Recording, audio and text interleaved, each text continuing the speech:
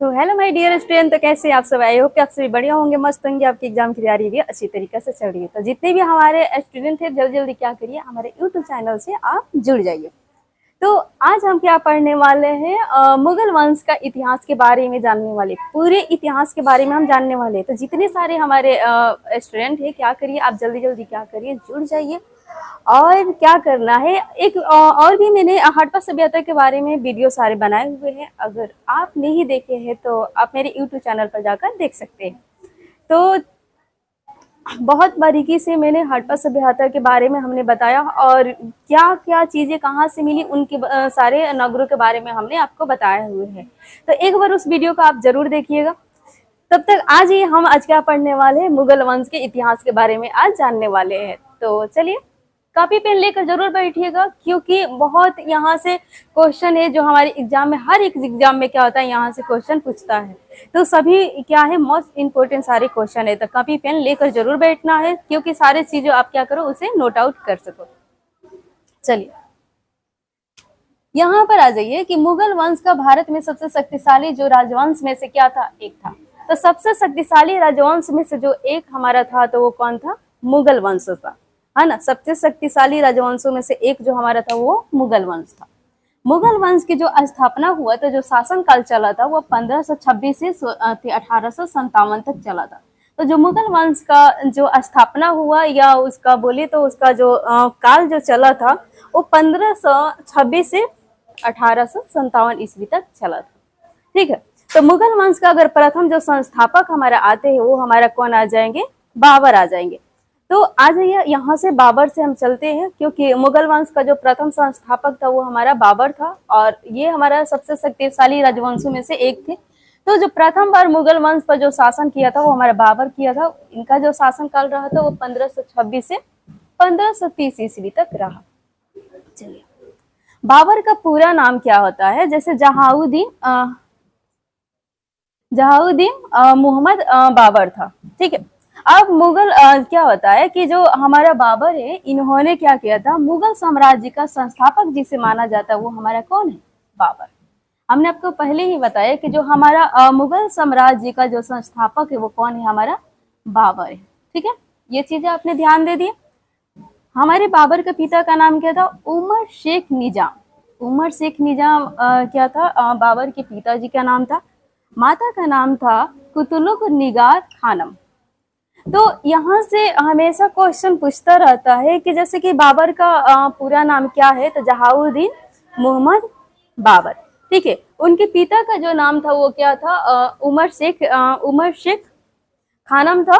ठीक है, सॉरी, उमर शेख मिर्जा था, और माता का नाम कुतलुग निगार खानम था। 1526 ईस्वी में प्रथम पानीपत का युद्ध क्या हुआ था, बाबर ने किया था। तो प्रथम पानीपत का युद्ध कब हुआ था, तो 1526 ईस्वी में हुआ था, है ना। प्रथम पानीपत का युद्ध कब हुआ था, 1526 ईस्वी में हुआ था। किनके बीच हुआ था, इब्राहिम लोदी और बाबर के बीच हुआ था। जिसमें क्या हुआ था, इब्राहिम लोदी की हार हुई, या बाबर की क्या हुई थी, जीत हुई थी। तो यहाँ से हमेशा आपके क्वेश्चन एग्जाम में पूछता है कि प्रथम पानीपत का युद्ध कब हुआ था, तो 1526 ईस्वी में हुआ था। किनके बीचों में हुआ था, तो ये हमारे इब्राहिम लोदी और बाबर के बीच में हुआ था, जिसमें बाबर की क्या बाबर की जीत हुई थी और इब्राहिम लोदी की हार हो गई थी। अब आ जाइए खानवा का जो युद्ध हुआ था, खानवा का युद्ध हुआ था वो 1527 ईस्वी में बाबर ने किया था। खानवा का युद्ध कब हुआ था, 1527 ईस्वी में हुआ था। किसके संग में हुआ था, राणा सांगा और बाबर के बीच हुआ था। तो यहाँ से पूछता है कि खानवा का युद्ध कब हुआ था, तो 1527 ईस्वी में हुआ था। किसके बीच हुआ था, राणा सांगा और बाबर के बीच हुआ था। जिसमें क्या हुआ था, राणा सांगा की क्या हो गई थी, हार हो गई थी, और बाबर की क्या हुआ था, जीत हुआ था। उसके बाद से हमारा आ जाता है चंदेरी का युद्ध। तो जो चंदेरी का युद्ध कब हुआ था, तो 1528 ईस्वी में चंदेरी का युद्ध हुआ था। किनके बीच हुआ था, तो मेदिनी राय और बाबर के बीच हुआ था।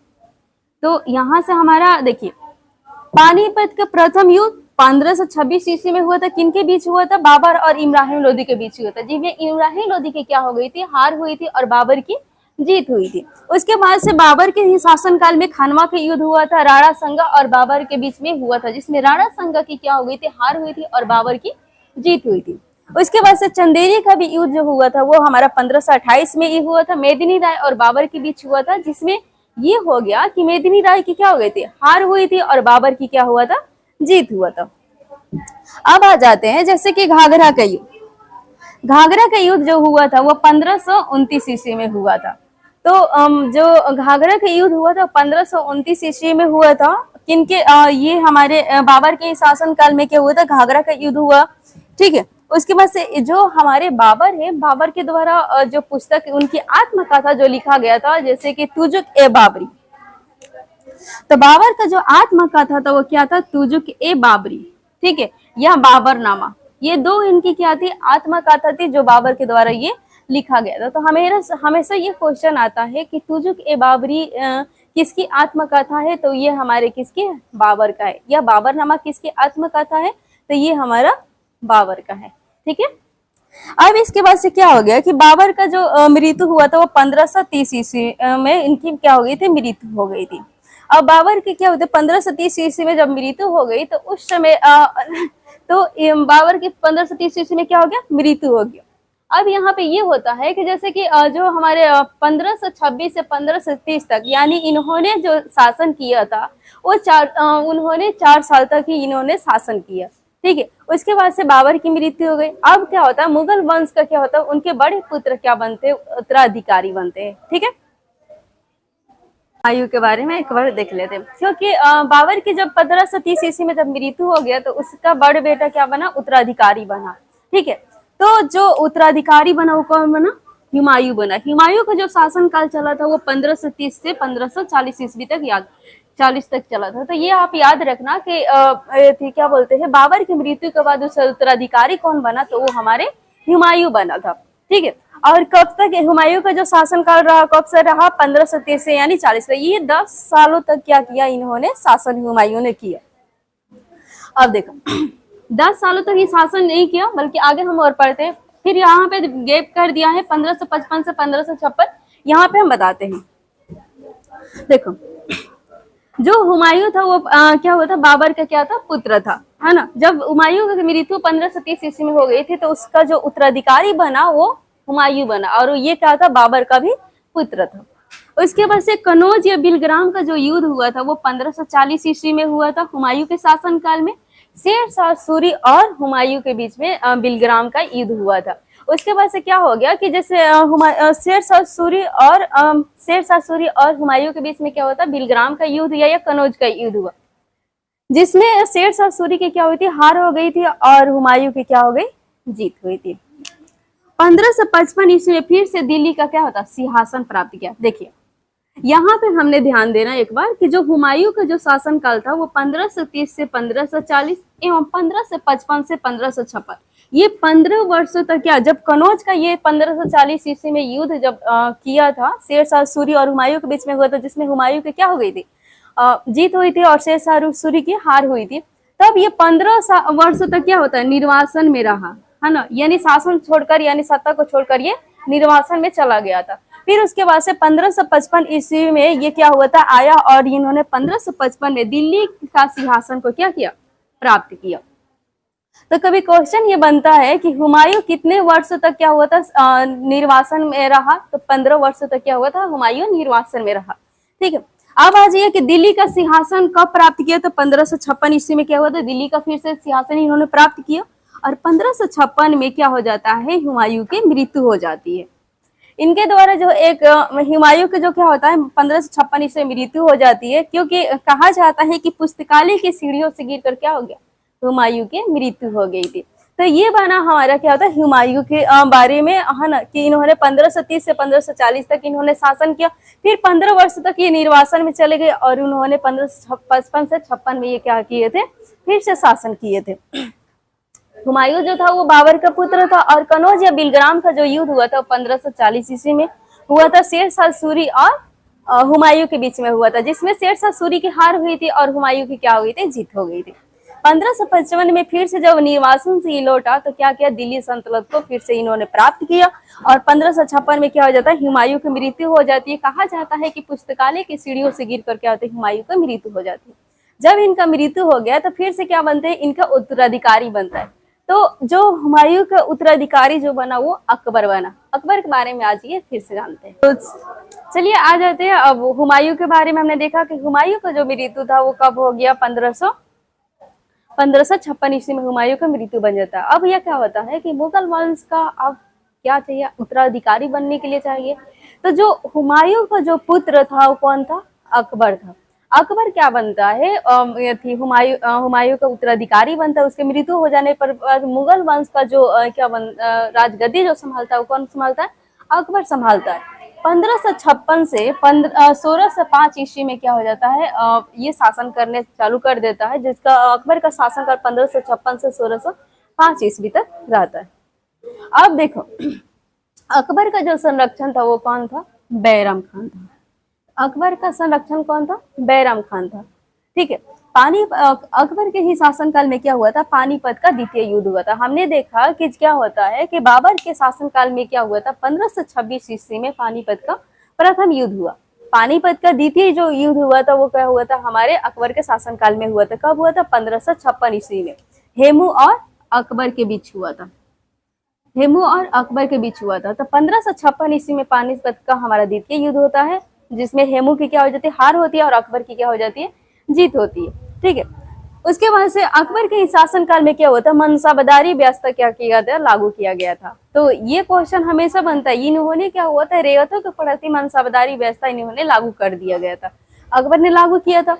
तो ये क्वेश्चन हमारा हमेशा बनता है कि किसके शासनकाल में मनसबदारी व्यवस्था लागू किया गया था। तो अकबर के शासनकाल में क्या हुआ था, मनसबदारी व्यवस्था लागू किया गया था। ठीक है, अकबर का संरक्षण हमेशा पूछता है कि अकबर का संरक्षण कौन था, तो बैरम खान था। पानीपत का द्वितीय युद्ध किसके शासनकाल में हुआ था, तो अकबर के शासनकाल में हुआ था। कब हुआ था, तो 1556 में हेमू और अकबर के बीच में हुआ था, जिसमें हेमू की क्या हो गई थी, हार हुई। अब आ जाइए कि अकबर के शासनकाल में क्या हुआ था, दीन ए इलाही धर्म की स्थापना की गई थी। ठीक है, अकबर ने देखो दीन ए इलाही धर्म की स्थापना क्यों किया गया था। अकबर देखो अपने शासनकाल में क्या होता, बहुत सारे क्या होता धर्मों को इन्होंने अपनाया, लेकिन ये क्या होता, सभी धर्मों में से सभी धर्म का अपनाया, लेकिन सभी धर्मों में से इन्होंने क्या हुआ था, इनको कोई भी धर्म उतना अच्छा नहीं लगा जितना ये चाहते थे। ठीक है, फिर से अकबर ने क्या हुआ था, अपना एक खुद सा धर्म चलाया, जिसके नाम होता है दीन ए इलाही धर्म। इसीलिए कहा जाता है कि अकबर ने दीन ए इलाही धर्म की स्थापना किसने किया था, तो अकबर ने किया था, है ना, 1582 ईस्वी में।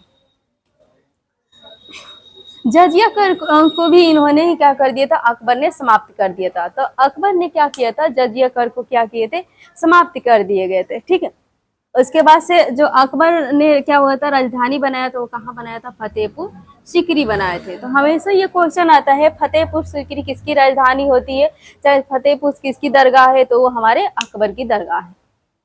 ठीक है, सॉरी दरगाह नहीं बल्कि राजधानी जो था वो हमारे अकबर ने क्या हुआ था, फतेहपुर सीकरी को क्या बनाया था, राजधानी बनाया था। तो ये हमारा था अकबर के बारे में, जिन्होंने अकबर के बारे में बहुत सारी क्या होता है, यहाँ से क्वेश्चन हमेशा पूछता रहता है। अब आ जाइए जहांगीर के बारे में। तो उसके बाद से जब अकबर की क्या हो जाती है, मृत्यु हो जाती है, तो जहांगीर 1605 ईस्वी में, तो यहाँ पर मृत्यु जो अकबर की हुई थी वो 1605 ईस्वी में इसकी मृत्यु हो जाती है। फिर उसके बाद से क्या होता है, मुगल वंश के जो शासक बनता है वो हमारे कौन बनता है, जहांगीर बनता है। ठीक है, जहांगीर जो बनता है, जहांगीर का जो शासनकाल था वो 1605 से 1627 ईस्वी तक जहांगीर का शासनकाल रहा। और जहांगीर को सलीम के भी नाम से जाना जाता है, या बोले तो नूरुद्दीन मोहम्मद जहांगीर के भी नाम से इन्हें जाना जाता है। ठीक है, सलीम और नूरुद्दीन इसके उपनाम है। जैसे जहांगीर का उपनाम क्या है, सलीम है, और इनका जो पूरा नाम है जहांगीर का जो पूरा नाम है वो कौन है, नूरुद्दीन मोहम्मद जहांगीर। ठीक है, अब आइए कि जहांगीर का जो जन्म हुआ था वो कब हुआ था, 31 अगस्त 1559 ईस्वी में क्या हुआ था, जहांगीर का जन्म हुआ था। तो कहा जाता है कि जो इनका जन्म स्थान है वो फतेहपुर सीकरी में ही इनका क्या हुआ था, जो जन्म हुआ था। कहा जाता है कि वहीं पर इन्होंने क्या हुआ था कि वहाँ पे दरगाह पे इनकी मन्नत मांगे, अकबर ने मन्नत मांगा था, जिसके चलते वहां पे जहांगीर का क्या हो गया, जन्म हुआ। तो फतेहपुर सीकरी में ही क्या हुआ था, जहांगीर का जन्म हुआ, है ना।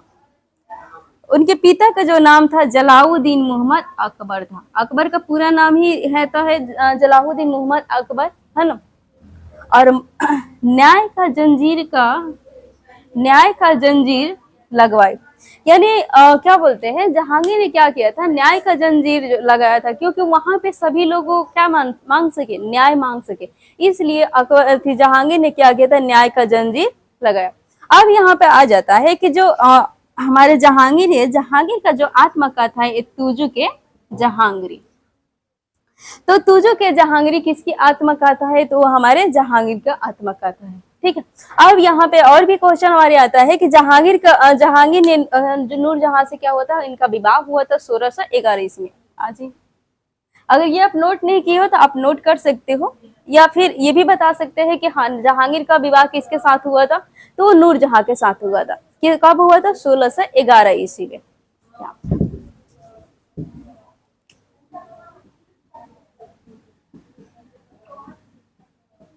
नूरजहां के साथ हुआ था। ठीक है, उसके बाद से ये होता है कि देखो इन्हीं के शासनकाल में, जहांगीर के ही शासनकाल में इंग्लैंड के जो राजा हमारे थे वो कौन थे, जेम्स प्रथम। ठीक है, उन्होंने जेम्स प्रथम ने, इंग्लैंड के राजा जो थे, उन्होंने क्या किया था, दूत बनाकर तामसरो को किसके शासनकाल में भेजा था, मुगल वंश के शासक यानी जहांगीर के शासनकाल में उनको भेजा था। तो ये हमारा हमेशा क्वेश्चन पूछता है कि जहांगीर इंग्लैंड के जो राजा थे जेम्स प्रथम, किसको दूत बनाकर मुगल वंश के यानी शासक जो जहांगीर था उनके दरबार में भेजा था, तो वो थामसरो। ठीक है,